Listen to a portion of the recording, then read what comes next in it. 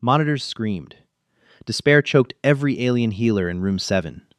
Queen Victoria lay dying, pulse fading fast. Galactic peace shattered with each failing breath. Everyone quit. Everyone surrendered. Except one stubborn human combat medic named William. He rolled up his sleeves, refusing to let a monarch perish today. The galactic medical citadel, anchored in the stationary orbit of the neutral gas giant Providence, was widely considered the absolute pinnacle of biological preservation in the known universe. It was a sprawling, elegant marvel of engineering, composed of sweeping arches of spun diamond and illuminated by the soft, ambient glow of bioluminescent architectural flora. Inside its pristine, touchless corridors, the concept of violent death had long been eradicated. The various highly advanced species that walked these halls, from the towering crystalline forms of the Ethelgard to the slender, graceful figures of the Celestine, relied on medicine that bordered on magic. They utilized harmonic resonance tuners, localized temporal stasis fields, and cellular reweaving nanites that repaired tissue damage on a microscopic level without a single physical tool ever touching a patient's skin. To these enlightened beings, the sheer idea of physical surgery was an archaic nightmare, an unthinkably barbaric practice left behind in their dark ages millions of years ago. Then there was Dr. William Hayes. William was a human combat medic and trauma surgeon, part of the very first medical exchange program initiated after humanity cautiously entered the galactic Concord. Humans were the newcomers, the aggressive, kinetic upstarts from a high-gravity death world. To the advanced galactics, humanity's approach to medicine was viewed with a mixture of morbid curiosity and outright disgust.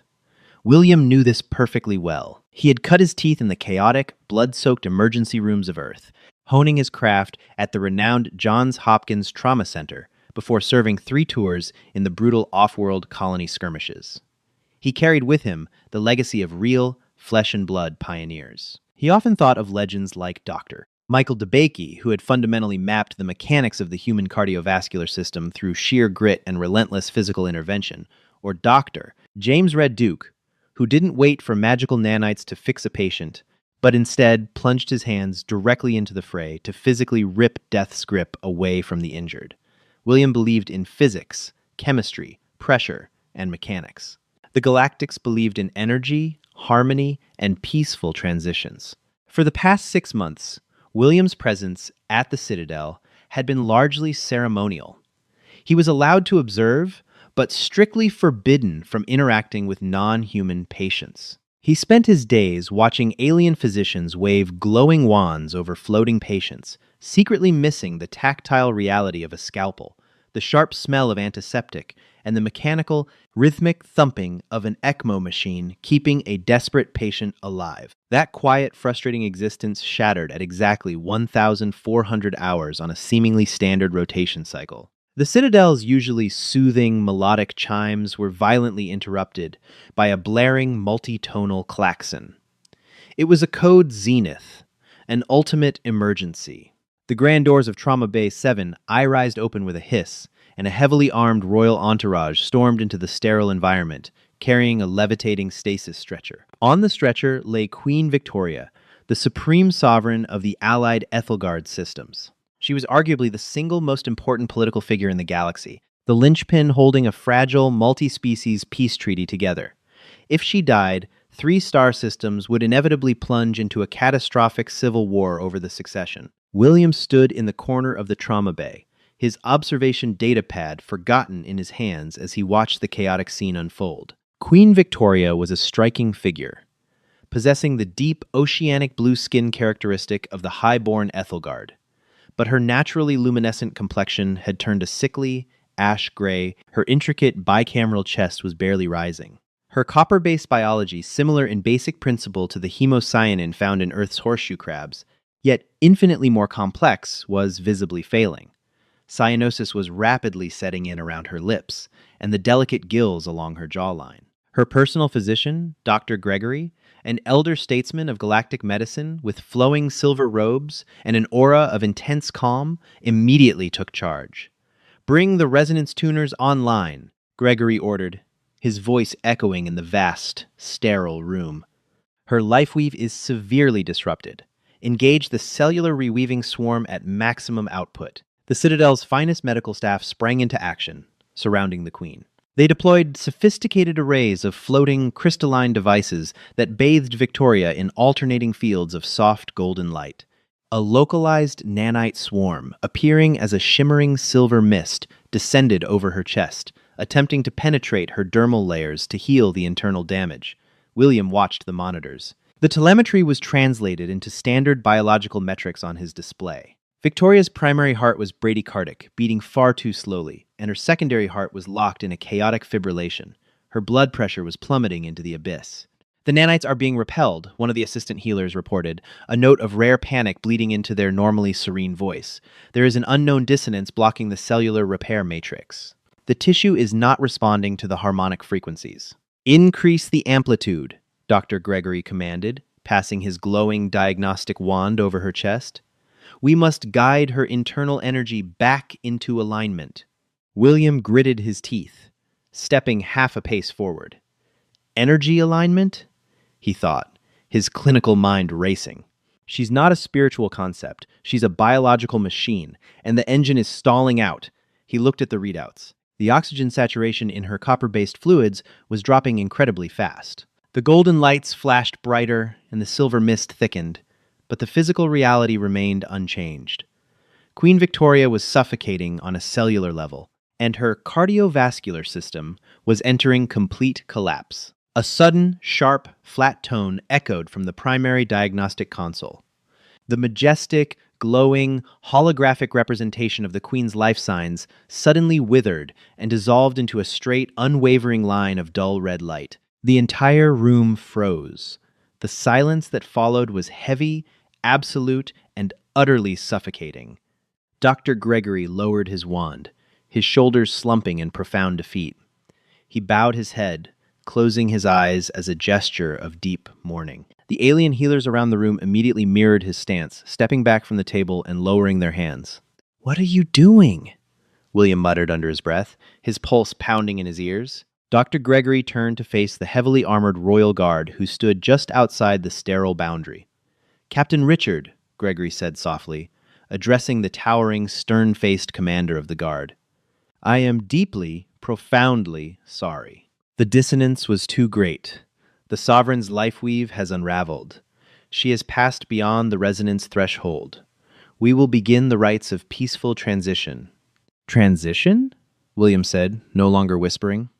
He shoved his datapad into his pocket and took a full, definitive step toward the surgical table. "She's not transitioning anywhere. She's in full cardiac arrest. Start compressions. Push a milligram of your closest epinephrine equivalent. What the hell are you all standing around for?" Dr. Gregory turned to look at the human, his expression a mix of sorrow and mild condescension. "Dr. Hayes, please, you must respect our ways. Her physical vessel has ceased functioning because her harmonic essence has departed. To attempt to force the vessel to animate without the essence is a desecration. It is over." "It's not over until she's warm and dead," William growled. A phrase burned into his soul from his days pulling frozen, lifeless soldiers out of the snowdrifts of the New Geneva colonies. To him, death wasn't a peaceful transition of energy. Death was an enemy combatant, a thief in the night, and William had spent his entire adult life fighting it tooth and nail. He didn't wait for permission. Breaking every protocol of his exchange program, William Hayes crossed the sterile boundary line and marched straight toward the lifeless body of the most powerful monarch in the galaxy. "Stop the human!" The barked command came from Captain Richard. In a fraction of a second, the towering Ethelgard guard drew a sleek, high-energy plasma pistol from his hip, leveling the glowing muzzle directly at William's chest. The weapon hummed with lethal intent, lighting up the dimming surgical bay with a harsh violet glare. William froze, his hands raised halfway. He was 2 feet away from the diagnostic bed. He looked down the barrel of the weapon, then shifted his gaze to the rigid, furious face of Captain Richard. Behind the captain stood a dozen heavily armed guards, their hands resting menacingly on the hilts of their pulse blades. "Step away from the sovereign, Dr. Hayes," Captain Richard sneered, his voice dropping to a dangerous, guttural frequency. "Your primitive, aggressive nature will not be permitted to defile her sacred remains. If you touch her, I will vaporize you where you stand." "Captain, look at the monitors," William pleaded, keeping his voice steady. relying on the extreme pressure training he had received on Earth. Her brain hasn't suffered irreversible ischemic damage yet. The ambient stasis field in this room slowed her metabolic rate as soon as she was brought in. I have maybe a 3-minute window to restart her hearts before she is permanently brain dead. I can save her. She is gone, Dr. Gregory interjected gently, floating closer. William, I understand your human instinct to fight, but you do not comprehend advanced biology. The nanites failed. The tuners failed. There is nothing left to do. You only tried machines that interact with her from the outside, William shouted, his frustration boiling over. You didn't physically examine her. You didn't palpate the tissue. Let me touch her. Absolutely not, Richard roared, stepping closer, the plasma pistol practically touching William's chest. Richard, lower your weapon. The voice was soft, trembling, but carried an unmistakable weight of absolute authority. From the back of the royal entourage stepped Lady Clara, the younger sister of Queen Victoria. She was weeping, bright violet tears streaking down her luminescent skin, but her eyes were fixed firmly on the strange human medic. My lady, Richard protested, slightly lowering the pistol, but not holstering it. He intends to perform the ancient butchery on her. He will ruin her physical perfection for the burial rites. He says he can bring her back, Clara said, stepping past the guards and looking directly into William's eyes. Can you, human? Truly? I don't know, William answered with brutal, unwavering honesty, but I know that doing absolutely nothing guarantees she stays dead. Give me exactly 3 minutes. If I fail, the captain can execute me right here. I don't care. Just let me work. Lady Clara stared at him for one agonizing second. Do it. Captain Richard scoffed in disgust, but fully lowered his weapon, stepping back with a rigid, murderous glare. Doctor. Gregory and the other alien healers watched in horrified fascination as the human approached the sacred sovereign. William immediately discarded his restrictive, ceremonial medical robe, leaving him in his fitted, tactical undershirt. He approached the biobed and did something that hadn't been done in the Citadel in 10,000 years. He placed his bare hands directly onto the patient's skin. The aliens collectively gasped. William ignored them. He pressed 2 fingers against the side of Victoria's neck, searching for the deep, secondary carotid equivalent. Nothing. He placed his ear directly against her chest, listening past the hum of the failed stasis field. Absolute silence. He moved his hands down to her complex rib cage, feeling the dense, interlocking bone structure. He began to press down firmly, palpating her abdomen and the lower quadrants of her chest. When he pressed against the right side of her primary sternum, he felt a massive, unnatural rigidity. The tissue beneath was bulging outward, tighter than a snare drum. He percussed the area, tapping his middle finger against his other hand, placed flat on her chest. The sound that returned wasn't a dull thud of healthy, solid organ tissue. It was a high, hollow, resonant thunk. William's eyes widened in realization. She's not suffering from a cellular disease, he said rapidly, his mind connecting the dots. She has a massive tension pneumothorax. Her primary lung equivalent has ruptured, and the internal gas is trapped inside her chest cavity. The pressure is completely crushing her primary and secondary hearts. They didn't stop because of a biological failure. They stopped because they are physically being squashed and cannot expand to pump fluid. Dr. Gregory frowned in utter confusion. A tension. What? Internal physical pressure? But our scanners showed no external breach, no laceration. It's a closed-loop system failure, Williams snapped, turning to his personal medical bag that he carried against protocol everywhere he went. He unzipped it and pulled out a sterile, vacuum-sealed package containing a solid, archaic object, a high-carbon surgical scalpel. What is that? Dr. Gregory asked, his voice shaking as he recognized the sharp glint of the metal. This is a tool, William replied, popping the seal. I need to decompress her chest cavity immediately, or her hearts will never restart. You cannot cut her! Captain Richard yelled, stepping forward again. That is a severe violation of the flesh. Lady Clara gave me 3 minutes, William barked back, his eyes flashing with raw, untamed human ferocity. Shut up and let me save your queen. Without hesitation, William found the second intercostal space, the alien equivalent of the gap between the ribs directly above the trapped pressure pocket. He gripped the scalpel firmly. The alien healers covered their eyes or turned away, unable to watch the brutal desecration of their monarch. William pressed the blade down, slicing smoothly through the deep blue dermal layers. A sharp hiss filled the silent room. As William's blade breached the pleural lining of the queen's chest cavity, a massive jet of trapped, pressurized gas escaped into the sterile air with the sound of a punctured tire. Dark, highly oxygenated copper-based ichor bubbled at the incision site, stark and vivid against the pale blue of her fading skin. Several of the Citadel healers physically recoiled, one of them openly vomiting into a waste receptacle at the sheer, brutal sight of internal bodily fluids exposed to the open air. In their sanitized world, biology was hidden, managed by microscopic robots. To see a man slice open a chest with a sharpened piece of metal was akin to witnessing a prehistoric barbarian rip apart a meal. William ignored their horror. He dropped the scalpel into a sterile tray and immediately reached for a thick, hollow decompression needle and a flexible polymer chest tube from his tactical kit. He drove the tube deep into the incision, ensuring the trapped pressure was continuously vented. He glanced up at the monitor. The flat line wavered, but the hearts still did not restart. "The pressure is relieved," William muttered, sweat now beating heavily on his forehead. "But she's been down too long. Her hearts are locked in an ischemic stun. They need a mechanical kickstart." He looked at the diagnostic bed. There were no defibrillators. There were no adrenaline auto-injectors. There was nothing he could use to shock the organs back into rhythm from the outside. The only way to restart an engine that had completely seized was to manually crank it. "Forgive me for this," William whispered to the unconscious sovereign. Before anyone could comprehend his next move, William reached for a larger trauma blade. With a rapid, precise, and forceful motion, he extended the incision across her sternum, utilizing an old Earth technique he had mastered during the Orion sieges, a clamshell thoracotomy. He physically gripped the interlocking alien ribs and, with a violent, muscle-tearing heave, pulled her chest cavity open. Lady Clara screamed. Captain Richard roared, fully drawing his weapon again. "I will kill you!" "Hold him back!" William yelled, not looking up.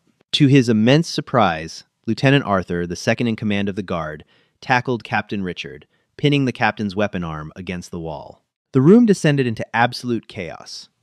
But William tunnel-visioned on the bloody, mechanical reality of the task in front of him. He plunged both of his gloved hands deep into the Queen's open chest cavity. It was warm, slick with blue ichor, and infinitely complex. He located the primary heart, a massive, muscular organ that was terrifyingly still. He wrapped his hands around it and began to physically squeeze. 1, 2, 3, 4. He manually pumped the heart, forcing the vital copper-based fluid through her stagnant vascular system. He reached down and found the secondary heart, using his thumbs to rhythmically compress it in sequence. He was acting as her cardiovascular system, his human muscles doing the work that her failing biology could not. Pump, compress, release. Pump, compress, release. "Come on," William grunted, his forearms burning with the immense physical exertion required to manually pump alien organs. "Come on, Your Majesty, fight back. Don't let the void take you. Fight!" As he aggressively massaged the primary heart, his right index finger brushed against something unnatural, lodged deep within the pericardial sac. It wasn't tissue. It was hard, metallic, and distinctly out of place. It felt like a small barbed burr hooked directly into the nerve cluster that regulated the heart's electrical impulses. William kept pumping with his left hand, while carefully maneuvering his right fingers to pinch the foreign object. With a sharp tug, he ripped it free from the tissue. Instantly, the primary heart beneath his left hand twitched. Then it convulsed. A second later, a massive, powerful thump echoed through the chest cavity. Then another. On the overhead monitors, the red flatline suddenly spiked into a jagged, beautiful, chaotic green rhythm. The bioalarms began to chirp in a rising cadence, signaling the return of spontaneous circulation. "She has a pulse!" Dr. Gregory cried out, his voice cracking with utter disbelief as he stared at the impossibly rising metrics. "The resonance! It is returning! Her life weave is reforming! By the ancestors, the human actually did it!" William carefully extracted his hands from her chest, breathing heavily, his arms coated halfway to the elbows in deep blue ichor. The Queen's chest was now rising and falling on its own, her gills flaring as her body greedily pulled in oxygen. The cyanosis was already receding, replaced by a vibrant, living luminescence. William looked down at the object he had pulled from her heart. It was a micro-engineered, shielded assassin's implant. It was designed to slowly leach a synthetic heavy metal neurotoxin into the cardiac nerve cluster, causing a slow, undetectable tension pneumothorax and subsequent heart failure. Because it was shielded, the Citadel's advanced harmonic scanners had simply ignored it, perceiving it as a natural void in the tissue. William turned the tiny, bloody device over in his hand. Stamped on the underside of the titanium casing was a very specific microscopic serial code, a code William immediately recognized from his military intelligence briefings. It was an armory stamp belonging exclusively to the Ethelgard Royal Guard's elite covert munitions division. William slowly looked up, his eyes locking directly onto Captain Richard, who was still struggling against Lieutenant Arthur against the far wall. The captain had stopped fighting the restraint. He was staring in absolute naked horror not at the human who had performed a miracle, but at the rising, steady pulse of the queen he had secretly plotted to murder. Captain Richard suddenly violently threw off Lieutenant Arthur, raising his plasma pistol. But this time, the weapon wasn't aimed at William. It was aimed directly at the unconscious, vulnerable head of Queen Victoria. "If the poison won't finish the job," Richard snarled, his finger tightening on the trigger, "the plasma will!" Captain Richard's finger compressed the firing stud of his high-energy plasma pistol. In the perfectly sterile, peaceful environment of the Galactic Medical Citadel, violence of this magnitude was utterly incomprehensible. The alien healers, including Dr. Gregory, were completely frozen, their highly evolved brains lacking the fundamental neural pathways to process sudden, lethal aggression. They watched in slow-motion horror, incapable of intervening. But William Hayes was not a highly evolved, peaceful galactic citizen. He was a human from Earth, a high-gravity death world, where apex predators and kinetic warfare had forced the central nervous system to develop lightning-fast fight-or-flight responses. Furthermore, William was a combat veteran. His brain did not freeze, it accelerated. Adrenaline, the ancient and brutal chemical survival mechanism of his species, flooded his system in a microsecond. Before the plasma weapon could fully cycle its volatile charge, William moved. He didn't try to reason. He didn't shout a warning.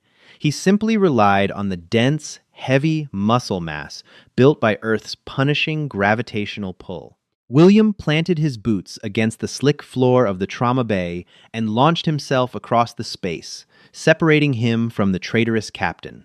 A searing bolt of violet plasma erupted from the pistol's muzzle, superheating the air with a deafening crack. But William's sudden, aggressive lunge had completely thrown off Richard's aim. The lethal energy pulse streaked mere inches past Queen Victoria's unconscious head, obliterating a crystalline diagnostic monitor on the far wall in a shower of molten sparks. Before Richard could realign his weapon for a second shot, William collided with him. The impact was devastating. To the slender, hollow-boned Ethelgard, being tackled by a human was akin to being struck by a runaway cargo transport. The two men crashed violently to the pristine floor, sliding into the sterile barrier. Richard thrashed wildly, his strength considerable by galactic standards, but entirely outmatched by human biomechanics. He attempted to bring the scorching muzzle of the plasma pistol up to William's face. "Drop it!" William roared, his voice a primal growl echoing through the sophisticated medical bay. He pinned Richard's weapon arm to the floor with his left knee, applying precise, crushing pressure to the alien equivalent of the radial nerve. With his right hand, William delivered a devastating, calculated strike across Richard's jawline. The sharp, mechanical impact rattled the captain's skull, instantly short-circuiting his motor functions. The plasma pistol slipped from Richard's nerveless fingers, clattering uselessly across the floor. Lieutenant Arthur, finally snapping out of his shock, dove forward alongside 3 heavily armored royal guards. They dogpiled onto their disgraced commanding officer, dragging him aggressively away from the human medic and securing his arms with heavy magnetic restraints. William didn't stay down a second longer than necessary. He scrambled back to his feet, his chest heaving, his boots slipping slightly on the slick floor. He immediately rushed back to the biobed. Queen Victoria was alive, her primary and secondary hearts still beating with a strong mechanical rhythm that William had manually restarted. But she was far from safe. The clamshell thoracotomy, the massive incision William had carved across her chest, was wide open. Deep blue, oxygen-rich ichor was pooling rapidly in the surgical cavity, spilling over the edges of the table. Without an immediate closure and stabilization of her vascular system, she would simply bleed out. "Gregory!" William barked, pointing a demanding finger at the stunned alien elder. "Get over here right now! I need your hands!" Dr. Gregory blinked, visibly trembling, his flowing silver robes shivering around his frame. I cannot. The violence. The fluid. It is forbidden." "Look at her!" William shouted, his tone leaving absolutely no room for philosophical debate.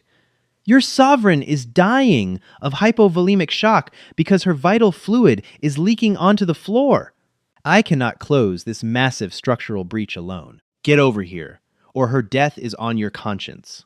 The raw, undeniable truth of the human's words pierced through millennia of conditioned pacifism.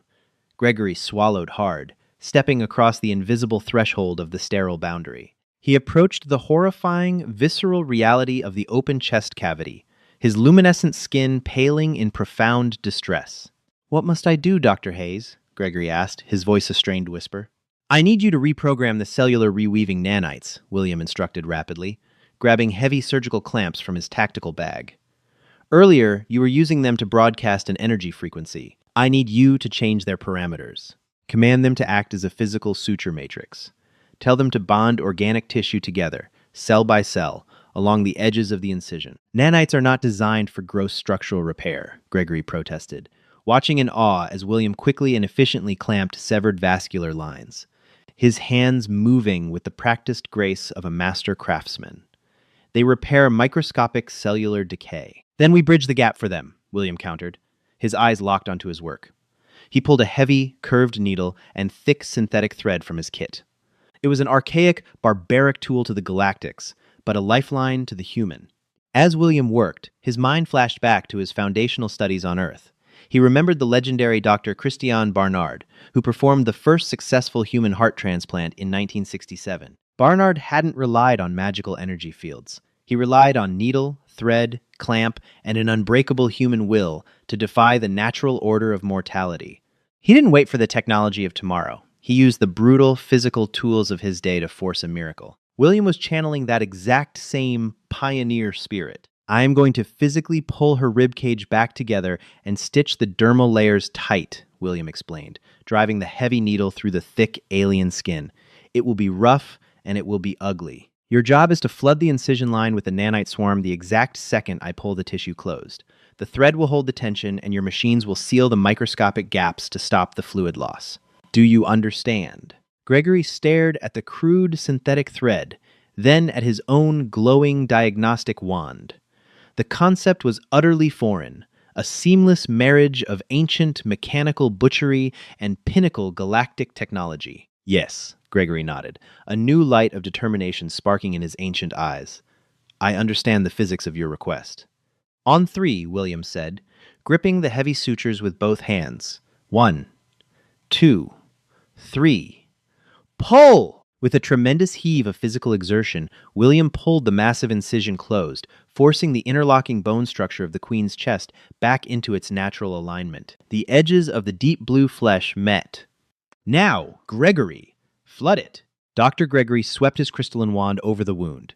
A dense, shimmering cloud of silver nanites poured from the ceiling arrays, descending directly onto the jagged seam William was holding closed. Because the human had physically closed the massive structural gap, the microscopic machines finally had a continuous surface to work with. They immediately went to work, weaving the torn cellular walls together, fusing the tissue at a molecular level, and rapidly sealing the severed vascular pathways. Within 90 seconds, the terrifying flow of vital fluid completely ceased. The jagged, terrifying wound began to smooth over, leaving behind a stark silver-blue scar across the queen's chest, a mark of profound survival. William tied off the final suture, cutting the excess thread with a sharp snip of his shears. He stepped back, wiping his brow with the back of a relatively clean forearm. He looked up at the monitors. The flat line was a distant memory. The queen's life signs were glowing bright green, her oxygen saturation rising steadily into the safe zone. The mechanical rhythm of her restored hearts was a beautiful, unbroken symphony. The silence that fell over Trauma Bay 7 this time was not one of despair, but of absolute staggering awe. 3 galactic standard days later, the atmosphere within the medical citadel had fundamentally shifted. The news of the assassination attempt had sent shockwaves through the Allied Ethelgard systems. Captain Richard's treason, as it turned out, was part of a deep-rooted conspiracy orchestrated by a rogue isolationist faction intent on shattering the multi-species peace treaty. They had utilized the shielded microimplant precisely because they knew the Citadel's advanced, non-invasive technology would never detect it. They had weaponized the Galactic's absolute reliance on peaceful, harmonic medicine against them. They had accounted for every possible variable, save for one, a stubborn human medic who refused to accept a flatline. William Hayes stood at the observation window of the Royal Recovery Suite, his hands clasped behind his back. He was freshly showered, back in his crisp, ceremonial exchange program uniform, though he had distinctly refused to surrender his tactile medical bag. Inside the suite, Queen Victoria was sitting upright on a lavish biobed. Her luminescent blue skin was practically glowing with renewed vitality. The heavy stasis fields had been removed, replaced by standard ambient healing frequencies. Beside her stood Dr. Gregory and Lady Clara, speaking in hushed, reverent tones. The heavy glass doors slid open, and Lady Clara stepped out into the observation hall. She approached William, her usually regal posture softened by a profound sense of gratitude.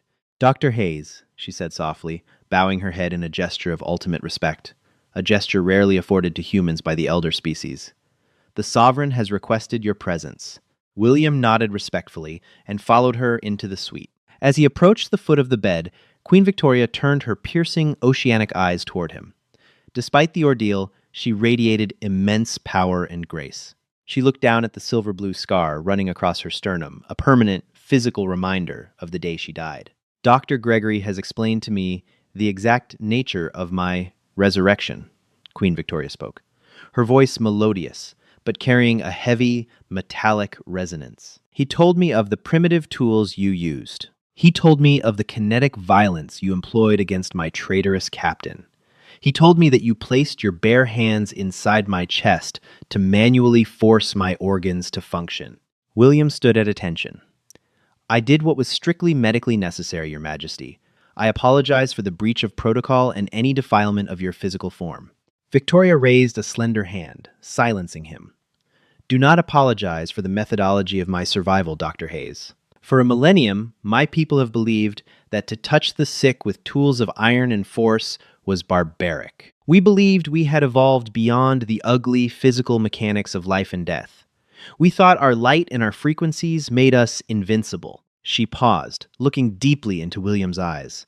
"But we were naive. We became so detached from the physical reality of our own bodies that a simple piece of metal, hidden in the dark, nearly unraveled the entire galaxy. You did not defile my vessel, William. You reminded us that life is not just a peaceful energy to be harmonized. Life is a battle. It is a relentless mechanical fight against the void." Dr. Gregory stepped forward, carrying a small, beautifully crafted case made of polished starwood. He opened it, revealing the heavy carbon scalpel William had used to make the initial incision. The alien healers had perfectly cleaned and sterilized it, setting it into velvet like a sacred relic. "We have spent years looking down on humanity's medical practices," Dr. Gregory admitted, his tone carrying genuine humility. "We called your doctors butchers. We called your trauma centers primitive. But when the harmonic resonance failed, it was not our technology that saved the Sovereign. It was your unparalleled understanding of anatomy, pressure, and kinetic action. It was your absolute refusal to surrender. We have much to learn from the human paradigm." Victoria nodded in agreement. As of today, the Galactic Medical Citadel is undergoing a fundamental restructuring. I am officially appointing you, Dr. William Hayes, as the first chief of physical trauma surgery. You will establish a new wing dedicated strictly to the mechanical, kinetic preservation of life. You will teach our healers how to fight death with their hands, just as you did. William felt a rare, profound smile pull at the corners of his mouth. The frustration and isolation of the past 6 months vanished instantly. He wasn't just an observer anymore. He was a pioneer. He was bringing the gritty, relentless, unbreakable human spirit to the stars. "It would be my absolute honor, Your Majesty," William replied, bowing deeply. "But I have to warn you, Human medical training is not gentle. It requires getting your hands dirty. Dr. Gregory smiled gently, closing the wooden case holding the scalpel. Dr. Hayes, after witnessing what you accomplished in Trauma Bay 7, I believe we are finally ready to embrace the dirt. As William looked out through the grand crystalline windows of the Citadel, gazing at the sweeping expanse of the neutral gas giant below, he realized humanity had finally cemented its place in the galaxy. They weren't just the aggressive upstarts or the kinetic warriors from a high-gravity death world. When all the magic failed, when the lights went out and the flatline echoed in the dark, humanity was the species that rolled up its sleeves, grabbed a blade, and forcefully dragged life back from the abyss. What a breathtaking conclusion! From a desperate, bloody surgery to completely changing the medical philosophy of an entire advanced alien empire, William proved that the fierce, unyielding human spirit is the ultimate healing tool. If you loved this deep dive into the raw, relentless nature of humanity, hit that like button, subscribe to our channel, and share this story with your friends. Drop a comment below telling us what alien technology you'd love to combine with human grit. Keep your hands steady, stay curious, and we'll see you in the next epic sci-fi adventure. Hi, my name is Tran Trung, the owner and manager of Palace Truths. After watching the video, the healers gave up on the dying alien queen, but the human medic refused to let her go, HFY story, I'd really like to know what you think. How did this story make you feel? For me, the strongest feeling was hope. What stayed with me wasn't just the dramatic rescue, but the determination to keep searching for a solution when everyone else believed there wasn't one. William's persistence reminded me that experience, compassion, and the willingness to think differently can sometimes make all the difference. I'm curious which moment stood out to you the most. Was it when William refused to accept defeat? The discovery of what was really causing the Queen's condition? Or the moment the other healers realised they still had something new to learn? And if you had been in that medical team, would you have trusted such an unconventional approach? One lesson I took from this story is that staying calm and keeping an open mind can help us solve problems that first seem impossible. In everyday life, listening to different perspectives before giving up often leads to better outcomes. If this story gave you something to think about or kept you invested until the end, I'd love to hear your thoughts in the comments. And if you enjoy HFY stories about courage, compassion, and human ingenuity, feel free to like the video or subscribe if you think it's worth your time.